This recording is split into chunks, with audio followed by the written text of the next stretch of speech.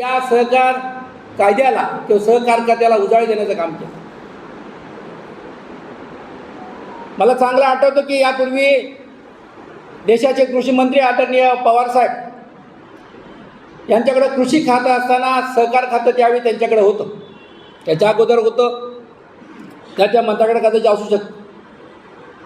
पण त्यावेळीसुद्धा आदरणीय पवारसाहेबांनी केंद्राच्या वतीनं सहकारच्या माध्यमातून जे जे काही मदत करता येतील ते करण्याचं काम त्यांनी केलं. या जिल्ह्यामध्ये आदरणीय कैलासवासी गोविंद निकम साहेबांनी सहकार चळवळ रुजवण्याचं काम केलं. सर्वांची मानसिकता तयार केली. पण आमचं सर्व राजकीय कार्यकर्त्याचं एक दुर्दैव की त्याला त्याचा योग्य प्रतिसाद त्या काळात दिला गेला नाही. परंतु त्याच्या पद्धतीने होईल तसं काम या ठिकाणी या जिल्ह्यामध्ये सहकार संस्थेच्या माध्यमातून, जिल्हा बँकेच्या माध्यमातून, पतसंस्थेच्या माध्यमातून त्यांनी चालू ठेवलं. आणि म्हणून कैलासवासी पेजे साहेब असू द्या, या सर्वांच्या माध्यमातून या जिल्हा बँकेचं प्रगती होत चालली. 2007 मध्ये आदरणीय डॉक्टर चोरगे यांच्या नेतृत्वाखाली ज्यावेळी आम्ही सर्व संचालक काम करू लागलो त्यावेळी या बँकेची परिस्थिती अवस्था थोडी कठीण होती. पण 2007 नंतर आदरणीय चोरगे यांच्या नेतृत्वाखाली सर्व संचालकांना बरोबर घेऊन, सर्व अधिकाऱ्यांना बरोबर घेऊन, सर्व खात्याच्या प्रमुखांना बरोबर घेऊन अतिशय चांगलं काम केलं. आणि म्हणून मगाशी आदरणीय दीपक पटवर्धनने सांगितल्याप्रमाणे की या राज्य आपल्या जिल्हा बँक, आपली रत्नागिरी जिल्हा बँक या राज्यामध्ये 2 नंबरला आहे. हे सर्व आदरणीय चोरगे यांच्या कुशल नेतृत्वाखाली झालं. हे आम्हाला मान्यच केलं पाहिजे. त्यामध्ये सोपान शिंदे साहेबांचा असा अधिकारी जर आम्हाला मिळाले तर खरोखर या जिल्ह्यामध्ये सहकारामध्ये अधिक उन्नती होईल. परंतु आज सेवानिवृत्ती होत आहेत, कारण त्याला काही मर्यादा असतात. आणि म्हणून आज आपण कार्यरत आहोत. आदरणीय चोरगे सरांनी हा मेळावा या ठिकाणी लावला, परंतु त्यांची तब्येत बरी नसल्याने त्यांचा निरोप आला की मी येऊ शकत नाही. पण निखिल चोरगे यांना पाठवलेला आहे. त्यांना मी सांगितलं आपण सर्व शिकून घेतलं पाहिजे. आदरणीय चोरगे सरांनी एवढ्या वर्ष या सहकारात या जिल्हा बँकेसाठी कष्ट घेतले, आमच्या सर्व संचालकांनी घेतले. आणि म्हणून ही बँक आज अतिशय चांगल्या प्रगतीपथावर. मला या ठिकाणी अभिमान वाटतो. आज आपण सहकार मेळाव्याचं आयोजन करीत असताना या जिल्हा बँकेची प्रगती आपल्यासमोर ठेवणं मला या ठिकाणी गरजेचं आहे. आपण वार्षिक मिटिंगला सर्वांना आपल्या बँकेने नक्की काय केलं हे सांगणारच आहोत. पण त्यामध्ये आज शिंदे साहेब या ठिकाणी DDR म्हणून शासनाचे प्रतिनिधी आहेत. गेल्या 4 महिन्यापूर्वी राज्यातून शासनाकडून दिला जाणारा पुरस्कार, या पुरस्कारासाठी माहिती मागवली गेली. त्यामध्ये जॉईंट रजिस्ट्रार DDR राज्यातले सर्वांची कमिटी नेमली गेली. तिथं छाननी झाली. या छाननीमध्ये सहकार मर्शीसाठी आम्ही स्पर्धेमध्ये होतो. आदरणीय शिंदे साहेबांसमोर आम्हाला किती मार्क मिळाले याचा चार्ट होता. आमच्यावरती एक बँक होती त्याचाही चार्ज त्यांच्याकडे चार्ज होता. आम्ही 1 नंबरसाठी नक्कीच कमी पडलो. पण राज्यामध्ये मगाशी पटवर्धन साहेबांनी सांगितल्याप्रमाणे आम्ही 2 नंबरमध्ये शासनाच्या रेटिंगमध्ये आहोत. शासनाच्या गुणपत्रकात जे ठरवून दिलेले आहेत, जे कॅटेगरी ज्या नंबर ठरवून दिले, जे गुण ठरवून दिले, त्यामध्ये राज्यामध्ये आम्ही 2 नंबरला आहोत. आणि काही लोक आमच्या बँकेची चौकशी करा, आमचं करा, यांना विनाकारण माहितीचा अधिकार मला वाटतं पाटील साहेबांकडे असतील. अरे तुम्ही नाबार्डचं ऑडिट बघा, तुम्ही रिझर्व्ह बघा, तुम्ही राज्य बँकेचं बघा, तुम्ही सहकार खात्याकडे बघा. ते जर आम्हाला चांगलं म्हणत असतील तर तुम्हाला जर सहकाराचं ज्ञानच नसेल, तुम्ही जर आमच्याकडून असं जर आमच्या बँकेवर आरोप करणार असेल तर हे कदाचित आम्ही सहन करणार नाही. जरी आम्ही महाराष्ट्रामध्ये 2 नंबरला असू तर कोकणामध्ये सिंधुदुर्ग असू द्या, रायगड असू द्या, ठाणे असू द्या आणि मुंबई असू द्या, या कोकणातल्या 5 बँकामध्ये माझी बँक, माझी रत्नागिरी जिल्हा बँक 1 नंबरला आहे. त्यामुळे आम्हाला कुठचं तरी आम्हाला पुरस्कार शिंदे साहेब तुम्ही देऊन जाणार एवढं नक्की आहे. आता कुठचं देत आहे हे आता सहकार मंत्रालय ठरवत, पण मी ह्यासाठी सांगतोय की आपण या रेसमध्ये टिकू शकलो. या मोठ्या बँकेमध्ये जे सांगतात आमचं असं तसं ठीक आहे, सर्वच बँका चांगल्या आहेत, पण त्या गुणामध्ये आपण बसलोय आणि म्हणून आपल्याला नक्कीच या ठिकाणी कुठचं ना कुठचं तरी आपल्याला पुरस्कार मिळेल. ह्या सर्वच श्रेय आमच्या अधिकाऱ्यांनाही मी देतो, आमच्या आदरणीय अध्यक्ष महोदयांनाही देतो, कारण शेवटी नियोजन महत्त्वाचं आहे, काम महत्त्वाचं आहे. ते चांगलं काम या ठिकाणी त्यांनी केलेलं आहे. आणि म्हणून आज सहकार सप्ताह साजरा करत असताना मला इमोनकर साहेबांचा फोन आला की असं असं आहे सर, येणार नाहीत. तर माझ्याकडे त्यांनी विषय दिलेला आहे. तो विषय आहे ग्रामीण विकासामध्ये सहकारी संस्थांचा सहभाग.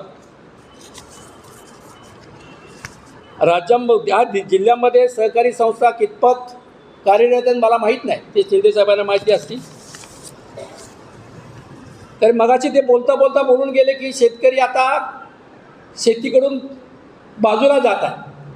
आणि खरं आहे, आणि आम्ही शेतकऱ्यांना पीक कर्ज देतो.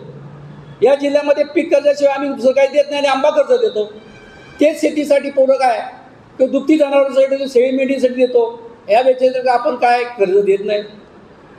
शिंदेसाहेबांच्या त्या भागामध्ये मग ऊस कारखानदार असो, ऊस शेतकरी उत्पादक करणारे शेतकरी असू द्या, दूध उत्पादक असो, हे सर्वांसाठी कर्ज दिलं जातं.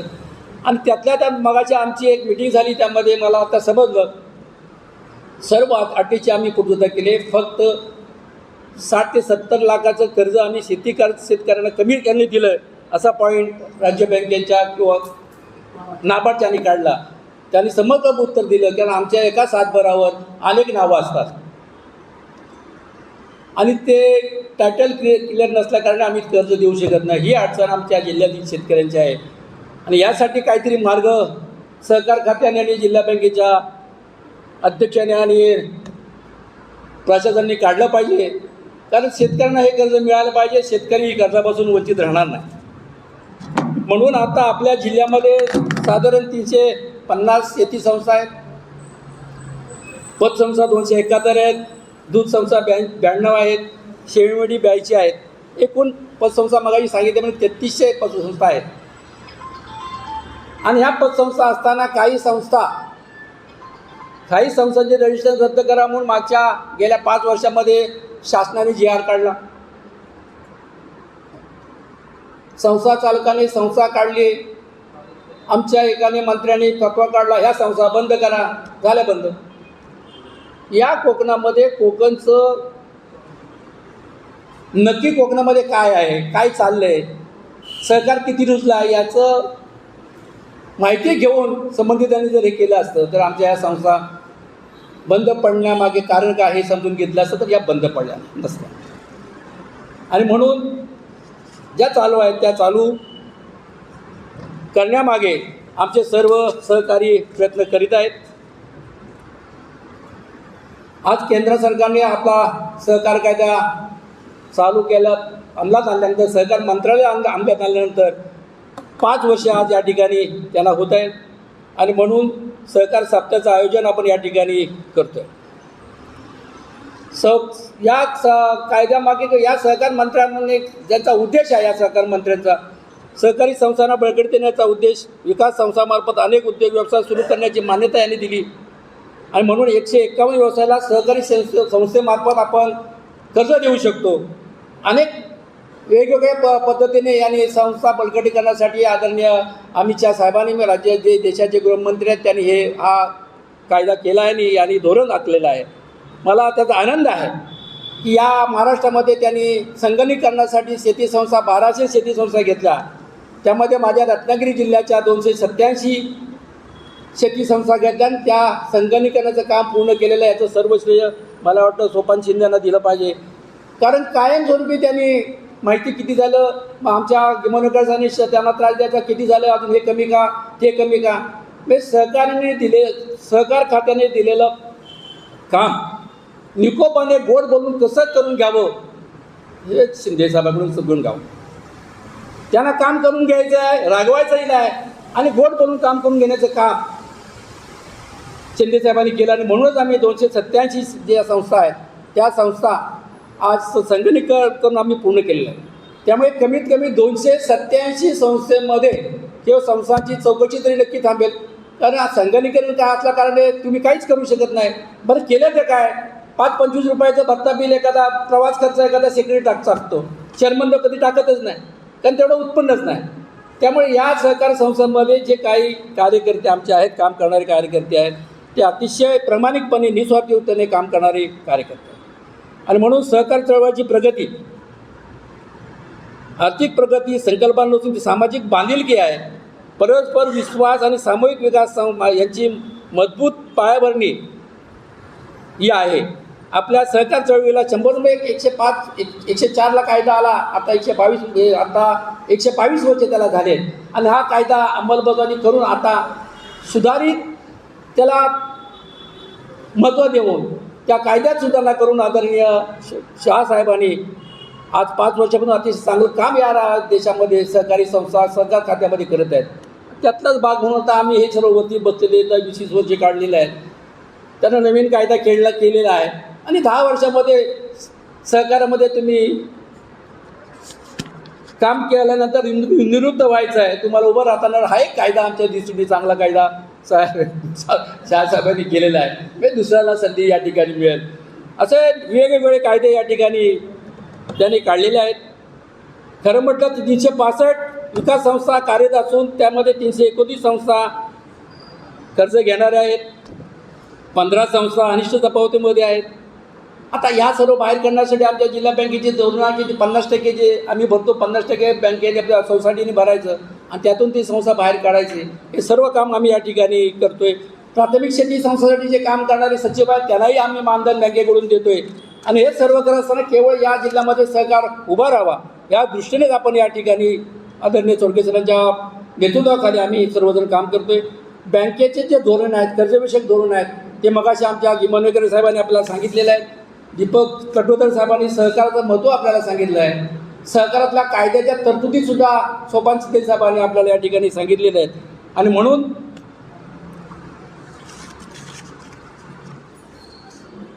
पटवर्धन साहेबांचं मी मनापासून अभिनंदन करेन, त्यांचं कौतुक करेन. सहकारात काम करणारा एक अतिशय हुशार, सहकारात ज्ञान असणारा कार्यकर्ता, एक पतसंस्था चालत असताना जिल्हा बँकेचे संचालक आहेत. त्यांचा अनुभवाचा फायदा आम्हाला नक्कीच या ठिकाणी बँकेला होतो. आणि अशा या कर्तृत्वात माझ्या सहकार्यांनी आज महाराष्ट्रातल्या राज्य पतसंस्था फेडरेशनच्या अध्यक्षपदी त्यांना बिनविरोध निवडून झाले. याच्यापेक्षा आम्हाला जिल्ह्यामध्ये काम करणाऱ्या कार्यकर्त्यांना याच्यापेक्षा आणखी काय हवं आहे, हाच खरा सहकार्यातला आमच्या कार्यकर्त्याचा फायदा आहे किंवा आमचा गौरव आहे, अभिमान आहे. आणि हे असंच आपण या ठिकाणी आपण काम करत राहावं. मगाशी आपण बोलता बोललं रत्नागिरी जिल्ह्यामध्ये एक पतसंस्था अशी आहे, सहकाराची स्थापना झाली की सावकाराच्या पाशातून मुक्त होण्यासाठी सहकार चळवळ आले आणि पत निर्माण करण्यासाठी पतसंस्था स्थापन झाल्या. मी सव्वा सावकार 2% 1.5% घ्यायचा महिन्याला. फक्त एकमेव पतसंस्था अशी आहे 7 ते 8% डिपॉझिटवर व्याज देते आणि 10% ते 11% ते कर्ज देते. शिंदेसाहेब एकच पतसंस्था मी बघितली जिल्ह्यात ती 10. बाकीच्या बँकच्या पतसंस्था त्या 6% घेतातच ना. हो 16%, 17% सोने तारणाचं 16% व्याज.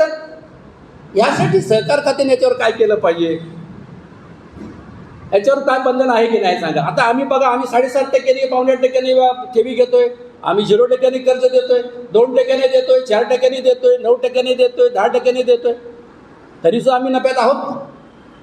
पण जर पतसंस्था सहकार खात्याच्या तरतुदीने जर झाल्याचं आहे तर थोडं मार्जिन ठेवून गरीब कार्यकर्त्यांना लवकर त्यांना कर्ज मिळतं. पतसंस्थेत आमच्यासारखं नाही. आमचे गिरमळ साहेब 20 वर्ष याद्या देत तरी नावं देतात, ही अटी आहेत ती अटी आहे, तशी तिथे यादी नाही. की पत निर्माण करण्याचं काम पतसंस्था करते. आणि म्हणून फेडरेशनचे अध्यक्ष आहेत त्यांना सुद्धा माझ्या विनंती आहे शेतकऱ्यांसाठी, कमीत कमी दागिना ठेवतो त्याला तरी व्याजदर कमी करावं पतसंस्थेने, जेणेकरून लवकर मिळेल. आम्ही सुद्धा देतो, आम्ही 9% देतो, 10% देतो. ह्या व्याजदर घेऊन तुम्ही जर केलं, हा कायदा सर्वांनी केलं तर खरं तर आपण हा सहकार सप्ताह स्थापन करतोय. जे आदरणीय अमित साहेबांची जी संकल्पना आहे ही संकल्पना सार्थी लागेल असं मला या ठिकाणी वाटते. 1 वाजता कार्यक्रम संपणार होता सर असताना. आता आपण उशीर केलेला आहे आणि म्हणून ते मुख्य कार्यक्रम जो आपला होता की गेल्या अनेक वर्ष या जिल्ह्यामध्ये आपला अधिकार म्हणून जो काम करत होता ते आपले आदरणीय सोपान शिंदेसाहेब आपल्या वयानुसार या शासकीय सेवेतून सहकार खात्यातून ते निवृत्त होत आहेत. मी त्यांना जिल्हा बँकेच्या वतीनं सहकारात काम करणाऱ्या सर्व सहकार्याच्या वतीनं सर्व संस्थांच्या वतीनं त्यांचं सुरुवातीला त्यांनी कारकीर्द पूर्ण केल्याबद्दल त्याचं अभिनंदन करतो आणि भावी वाटचालीसाठी शुभेच्छा देतो.